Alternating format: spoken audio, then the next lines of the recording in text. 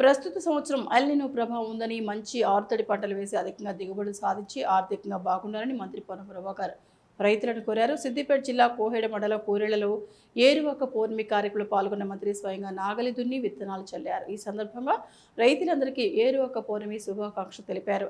ఏరువాక పౌర్ణమి రోజు తెలంగాణలో వ్యవసాయ ప్రారంభ దినమని మంత్రి తెలిపారు. దేశానికి వెన్నెముక అయిన రైతులకు రాష్ట్ర ప్రభుత్వం నుంచి పూర్తిగా అండగా ఉంటామన్నారు. ఈరోజు ఏరువాక పౌర్ణమి వ్యవసాయ ప్రారంభ దినం.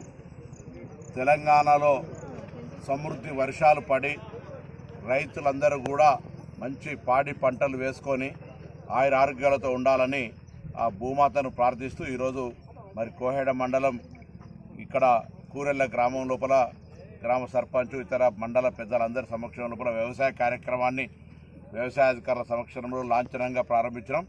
తెలంగాణ ప్రభుత్వం పక్షాన రైతులందరికీ శుభాకాంక్షలు.